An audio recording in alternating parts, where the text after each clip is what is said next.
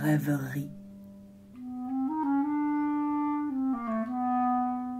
Songe éveillé.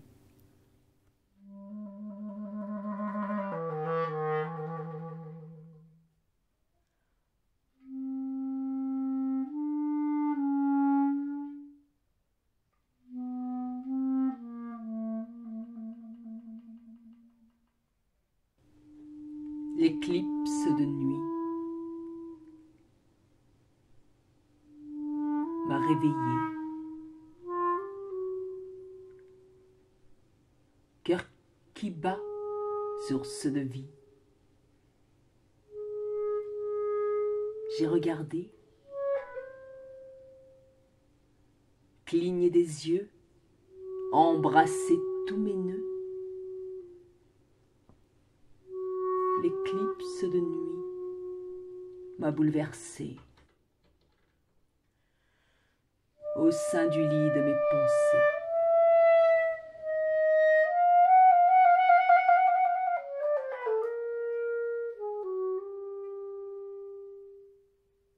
Assise sur une chaise longue, au bord de la terrasse de la maison, une brume épaisse devant moi, j'entreaperçois une multitude de points jaunes. Des étoiles brillent et se transmuent en primevère et jonquilles flottantes. Je me lève pour en cueillir. « Les enfants, venez voir, c'est beau !»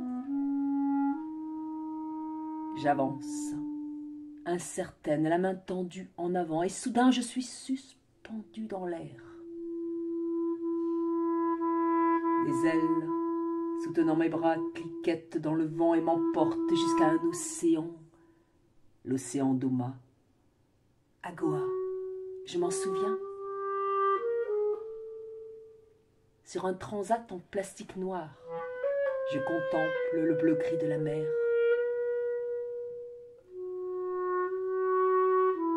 Le blanc gris du sable, l'eau miroite.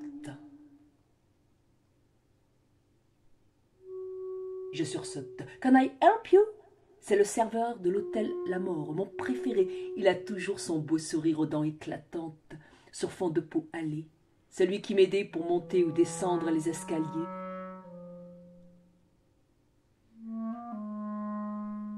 Debout, face à l'océan, je tangue sur ma jambe gauche. La droite plâtrée et tenue en l'air. Je cherche mes béquilles. Elles sont dans la gueule de 2 chiens de l'hôtel. Je cours après eux et mon corps se démembre. Une marchande ambulante de sari m'enveloppe d'un tissu fuchsia, ma couleur préférée. À travers le voile du tissage, je perçois des points jaunes. Ils clignotent et s'éteignent subitement.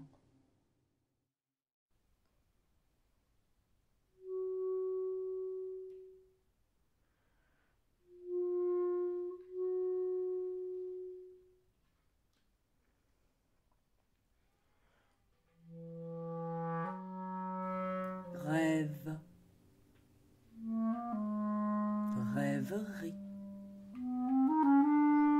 songe éveillé.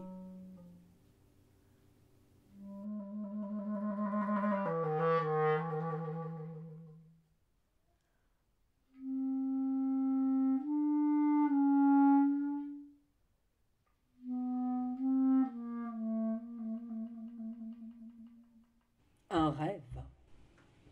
Comme je rêverais d'être suffisamment organisée pour m'asseoir sur un coin de la table aux côtés des 4 autres ordinateurs et enfin rédiger ce récit onirique.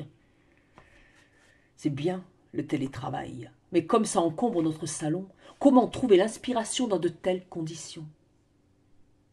Il m'est plus facile de laisser vagabonder mon imagination lorsque je suis dans une petite salle entourée d'individus appliqués à la même tâche, lorsque le silence s'installe, que les énergies créatrices se mélangent, alors l'imagination s'échappe et se transforme en lettres, mots, phrases, récits que l'on peut coucher sur le papier. Comme je rêverais de recréer cet espace chez moi, laisser ma porte close, m'asseoir sur mon lit telle une adolescente d'aujourd'hui avec cette faculté déconcertante d'étudier, rédiger tout en regardant un clip sur YouTube, le dos calé sur l'oreiller. Malheureusement, je ne sais pas faire. Comme je rêverais de trouver l'inspiration dans cet appartement aménagé pour 3 et hébergeant 2 de plus, quand fusent les questions. Qui peut m'aider pour les 2 maths? Quand est-ce qu'on mange? Qui a pris mon téléphone? Quoi faire? Je m'ennuie. Où est l'attestation? Je peux sortir? Sans oublier les bips des 5 téléphones qui piaillent chacun à leur tour. Les dialogues des séries qui s'entremêlent parce que c'est plus drôle d'être chacun derrière son écran, à visionner un épisode différent mais dans la même pièce. Il y a la terrasse, m'y enfermer, apprécier le récital des oiseaux, bien plus perçants depuis que les voitures, parquées dans leur enclos, ont arrêté leur bourdonnement.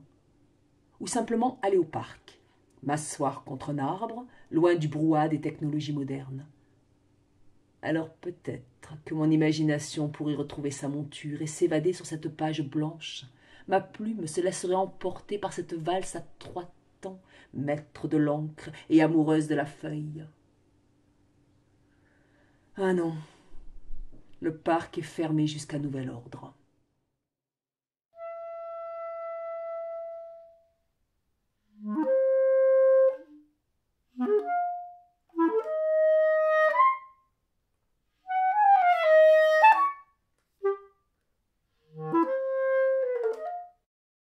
Ses pieds nus glissaient sur la verdure. Des lumières verdâtres s'éparpillaient vers l'atmosphère, accompagnées de la pleine lune. C'est ici qu'elle le rencontrera. Elle le sait, elle le sent. Elle fait tournoyer son ombrelle entre ses mains, alors qu'elle se met sur la pointe des pieds afin de mieux scruter l'horizon. Elle regarde encore une fois sa montre en soupirant. En retard. Elle passe encore une fois la main sur sa robe afin d'ôter les plis. Le soleil commence à percer à l'horizon et souhaite rejoindre la lune parmi les nuages. Son regard se dirige une nouvelle fois vers le ciel, peint de bleu et d'orange. Un bout d'azur se fissure au loin et quelques fragments tombent sous les lois de la gravité. Elle admire ce spectacle, jusqu'à ce qu'une créature ailée plante ses griffes dans l'herbe. Elle cligne des yeux. Le nouveau venu est légèrement flou. Il bat des ailes une nouvelle fois, gagnant encore plus de la hauteur et de la prestance. C'est un hibou qui est venu se poser devant elle et lui murmurer ces quelques mots. La personne que tu cherches ne viendra pas. Tu dois la trouver par toi-même.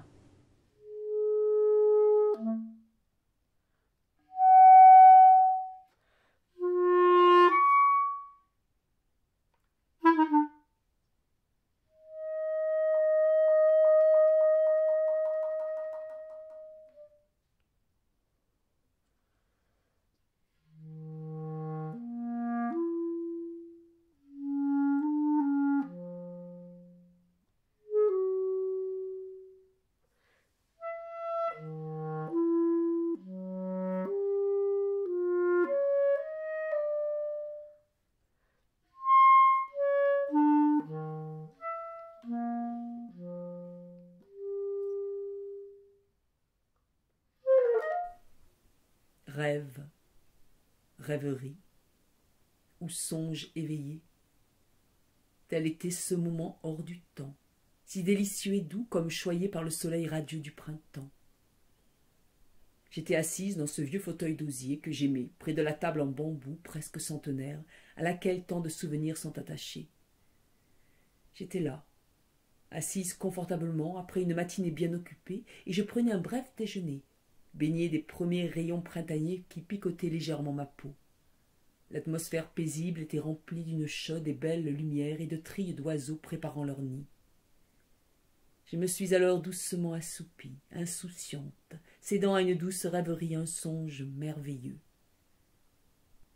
Je rêvais d'un autre monde, un monde meilleur, où chacun saurait que la vie des autres est aussi précieuse que la sienne, où chacun respecterait l'autre, cet inconnu, malgré sa différence, sans attacher d'importance à sa situation sociale, mais en étant plutôt attentif à son être profond, où chacun saurait que le plus petit de ses gestes peut avoir des répercussions considérables sur autrui, où chacun saurait qu'indifférence ou agressivité peuvent être le plus court chemin vers le rejet de l'autre. C'est dans cette torpeur que je me réveillai tout à coup. Je rentrai me préparer un café et allumai la radio. La voix de la journaliste me parut plus sévère, plus rapide, plus inquiétante que d'habitude, tandis qu'elle égrenait les nouvelles en essayant de maîtriser sa nervosité. Un virus venait d'attaquer l'humanité et se propager d'un pays à l'autre à la vitesse des avions et de leurs voyageurs. Certaines personnes contaminées succombaient à un étouffement atroce sans qu'on ait pu les aider. Le personnel soignant était dépassé par l'épidémie et le nombre de malades. Les chercheurs du monde entier, de toutes couleurs et de toutes nationalités, partageaient leurs observations et leurs interrogations pour lutter ensemble contre ce virus. On ne connaissait rien de lui il y a encore quelques jours, et voilà que cet organisme vivant, infiniment petit, invisible à l'œil nu, devenait puissant au point de bouleverser l'organisation du monde. Il semblait se rendre maître de l'humanité. Riche, puissant, pauvre, chacun sans distinction pouvait en être victime. J'étais sous le choc, assommé par ce qui semblait être de folie. Était-ce un mauvais rêve, un cauchemar ou l'effroyable réalité?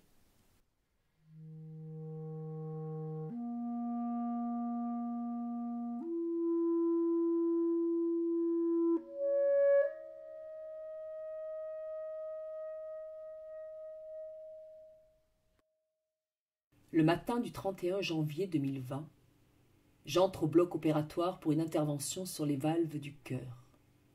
Quand j'émerge, on est le 7 février, je n'ai aucun souvenir de ce qui s'est passé. J'apprends que je suis en réanimation depuis une semaine, j'ai eu 2 chocs hémorragiques et 3 opérations. Je fais le point.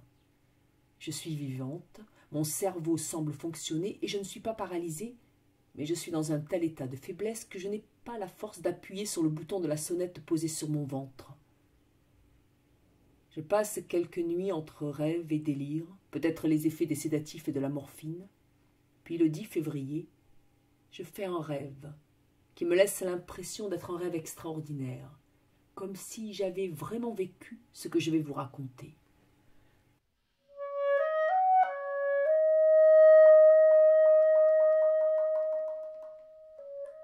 Je suis dans une salle de danse, où un maître de danse danse une danse endiablée. Endiablé car il ressemble à un diable ou un démon. Regard de braise ardente, barbiche pointue et bonnet rouge sur la tête. Il m'invite à le suivre dans sa danse effrénée. 2 choses m'en empêchent. Ma chère amie Françoise qui est là et qui me répétera toute la nuit « N'y va pas !» et le fait que je n'ai pas de chaussons de danse qui me semble indispensable pour virevolter avec ce démon. Lui-même porte des babouches pointues, que j'envisage un temps de lui voler, mais je m'aperçois que l'une de ses chaussures est trouée, et je renonce donc à ce projet. Toute la nuit, j'essaierai de me joindre à la danse sans y arriver, pour me réveiller toujours aussi faible sous mon lit d'hôpital.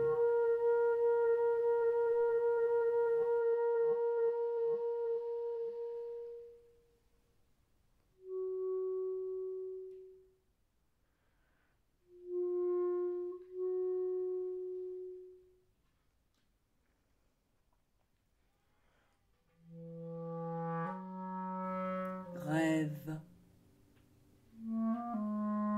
rêverie, songe éveillé.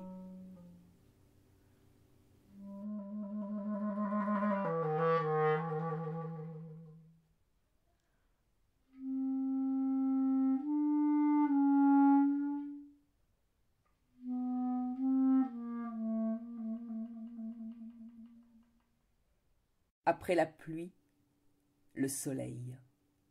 Après la pluie, la nature reprend ses droits. La lumière apparaît derrière les nuages qui s'éclaircissent. Les feuilles des nénuphars sont gorgées d'eau, et les gouttes tombent une à une dans l'étang, créant autant de rides. Odette aime se promener seule au printemps, dans cette campagne verdoyante, au milieu des arbres en fleurs. Là, elle découvre les nouvelles fleurs écloses. Chaque espèce, chaque essence dégage une odeur différente et sublimée par l'eau qui vient de tomber. Elle ramasse des fleurs des champs qu'elle a accrochées à son chapeau en osier, ou transporte d'autres dans un panier. Elle est seule et se laisse porter à l'écoute des oiseaux qu'elle entend de nouveau chanter. Chaque son est différent et joyeux. Elle respire profondément et se détend. Elle oublie tout. Elle ne craint pas les mauvaises rencontres et s'enfonce dans le bois qui longe l'étang. Bientôt, elle entendra les crapauds faire leur scène de séduction et s'en amusera. Odette se dirige vers les ruches qu'elle a installées là exprès pour que les abeilles puissent se butiner à loisir, loin de la pollution. Parmi les ruches, elle distingue une forme inhabituelle allongée au sol. Elle s'approche et voit un petit garçon qui semble endormi, la tête tournée vers la terre. Il ne bouge pas. Odette n'ose le réveiller, mais s'inquiète tout de même. Que fait cet enfant si loin de chez lui? Elle ne le connaît pas. En s'approchant, elle lui prend le bras qui retombe inerte. Il est froid et rigide. Elle le retourne finalement et voit avec horreur ses yeux révulsés et sans vie. Horrifiée, elle est incapable de produire un son. Elle extirpe son téléphone de sa poche, hors si loin de la ville. Il n'y a pas de réseau. Indécise et affolée, elle ne sait plus si elle doit prendre ses jambes à son cou ou rester à veiller sur cet enfant qui ne doit pas avoir plus de 8 ans. Il est habillé d'un jean et de baskets. Son t-shirt qui devait être tout blanc est noirci par la terre. Ses vêtements sont mouillés. Ses cheveux sont emmêlés et collés par le sang. Finalement, elle lâche tout, chapeau, panier, et court vers le prochain village pour alerter les secours. Odette explique son affaire aux gendarmes qui finissent par la suivre, ne sachant trop si cette femme, en état de panique, n'aurait pas besoin de soins elle aussi. Elle les emmène aux ruches. Ces ruches.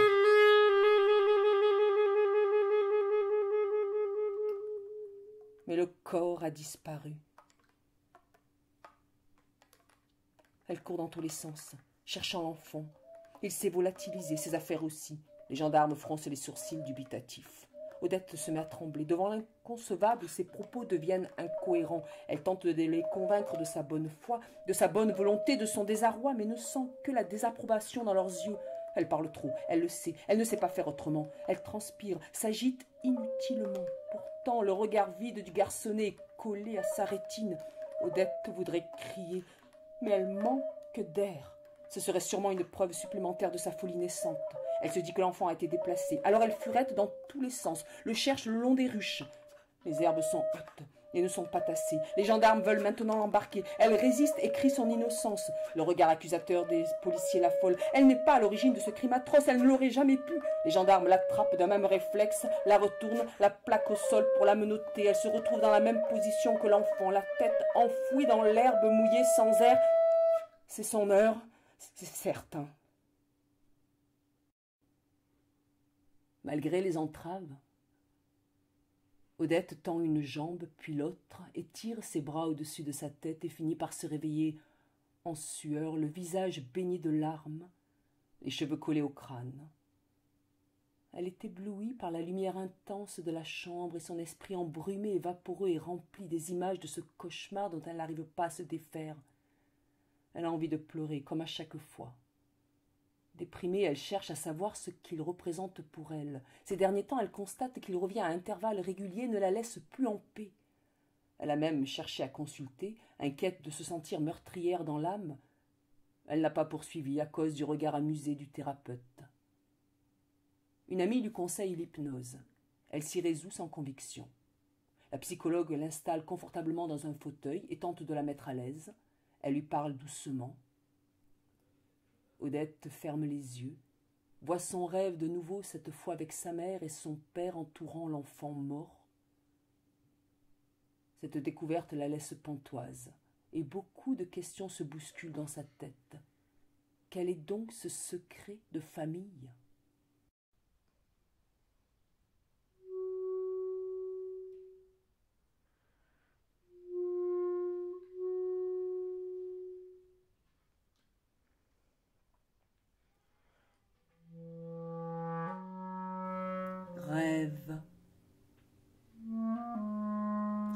rêverie.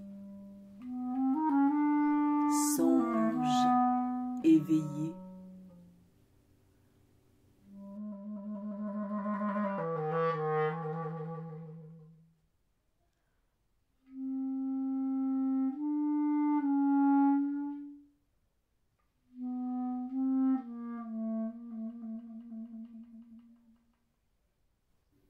Ai-je besoin de rêver? Dans ma réalité, les oui sont des non, les faits ne sont que fiction.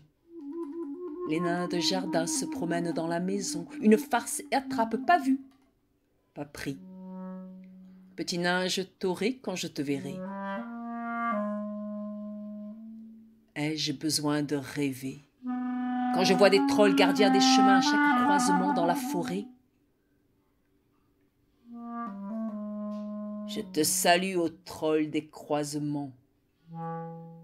Ai-je besoin de rêver? Quand je vois la sylphide nageant dans l'eau à faire pâlir tous les bimbos qui se pavanent en maillot. Ai-je besoin de rêver? Quand je vois la fée voler à tire-d'aile pour échapper aux gouttes de pluie qui la feraient sinon vaciller. Ai-je besoin de rêver?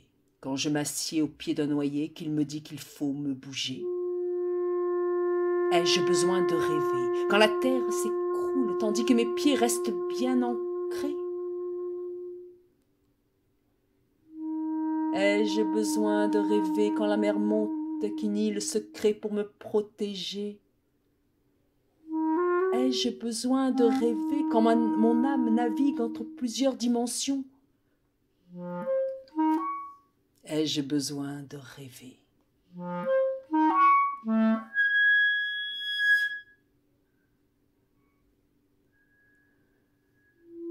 Oui, car tu ne sais pas si c'est la réalité.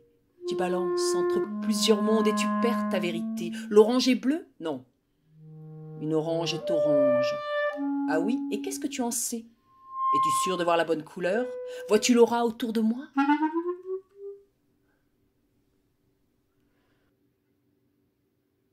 As-tu besoin de rêver pour imaginer une autre humanité?